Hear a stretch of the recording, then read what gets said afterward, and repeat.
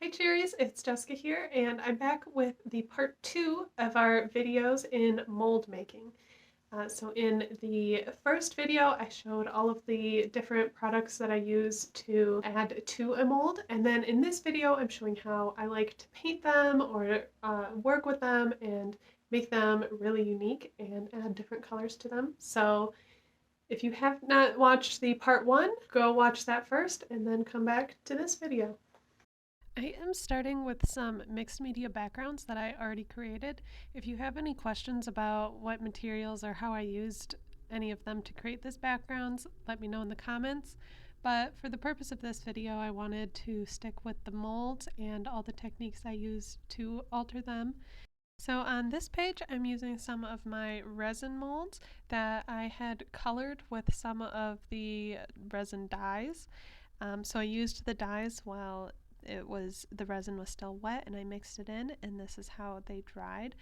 But one of my favorite things to put on top of these molds is wax, and that's because it just picks up all of the higher raised areas in the mold really beautifully. Like, you can really see how these wings just popped so much. And I'm applying this wax by adding a very small amount on my finger, and I like using my finger because I can really choose where this wax gets applied. I only want it on the highest raised surfaces, and it's easy to build up more. You can always keep going over it or apply more pressure if you want more of it, but I like starting with less and then slowly building up. With most of my molds, I do this technique even if I have acrylic paint or anything else underneath them. I just really like to do this. The backs of these resin pieces dried pretty flat, so I'm just using my go-to wet glue to apply these. This is the Nouveau Deluxe adhesive. You could also use foam dots, or there's some other thicker glues that you can use that I'll use in the next project. But really it sticks down pretty well with just this regular wet glue. When I'm gluing these, I do add quite a bit of glue because I want to make sure it really sticks. So there is a little bit of waiting time with letting the glue dry, but I don't usually mind about waiting time with drying glue. Now I'm adding one of the Tim Holtz paper dolls as my focal point, and to add things around molds and have them be on the same height, I like to stack up cherry dots. So for this mold, I ended up stacking up 3 rows, and that made it perfect and flat across the whole back of the mold.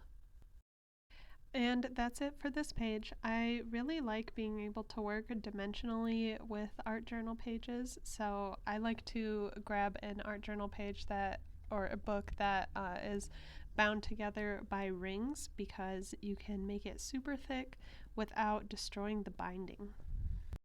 For my next page, I'm taking this calligraphy cast that I took from one of the Stamperia molds, and I'm applying some gray vintage patina.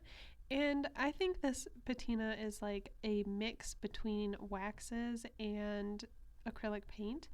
So I still apply it like acrylic paint with using my finger, but it has a different texture. It's more like an acrylic paint. But again, I only wanted it on the very top surface of this, so applying it with my finger works perfectly. If I'd used a paintbrush, I think I would have had a lot bigger mess, and it just wouldn't have looked so clean.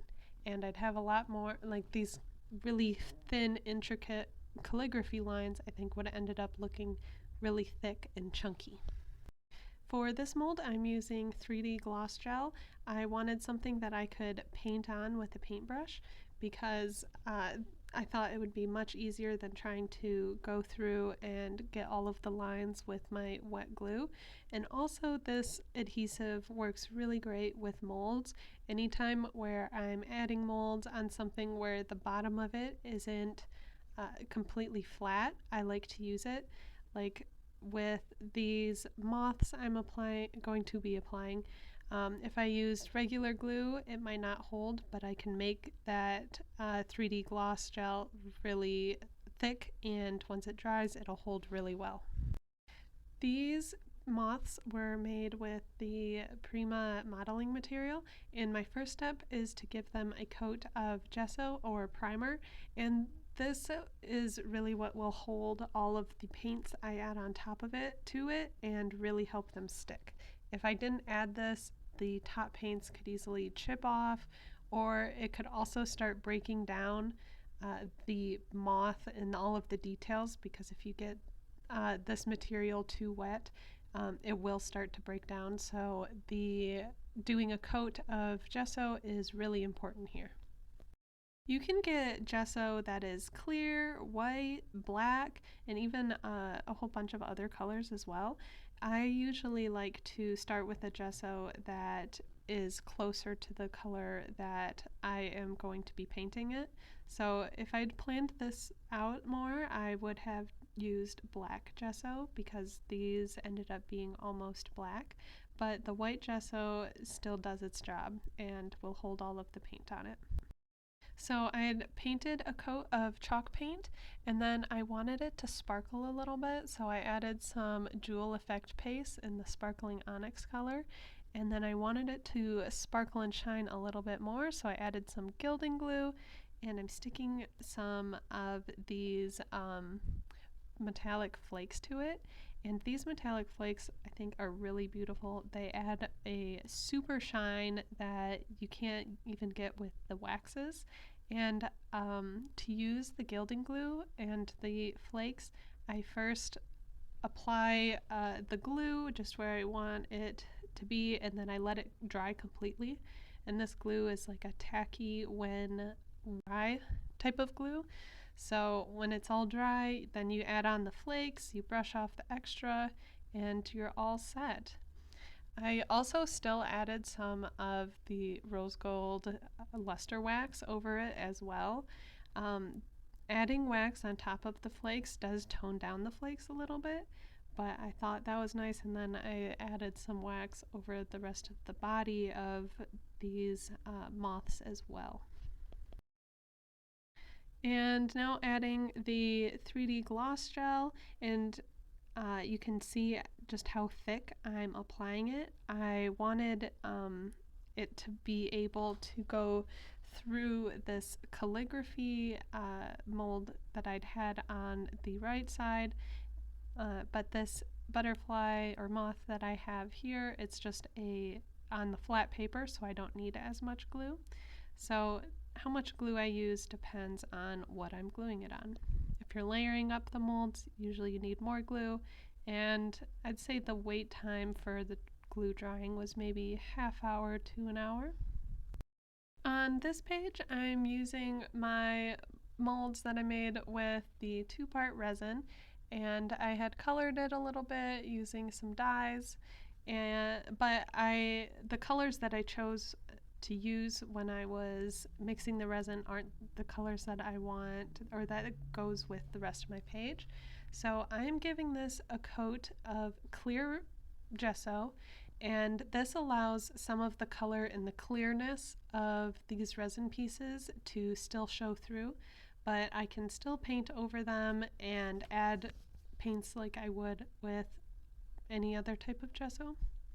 But the cool thing with working with the clear gesso with this clear resin, and then I'll be pairing it with some liquid acrylic paints, is that I think it ends up looking like glass pieces, which is super cool because the liquid acrylic has like a shinier finish and it's still kind of see-through like a watercolor.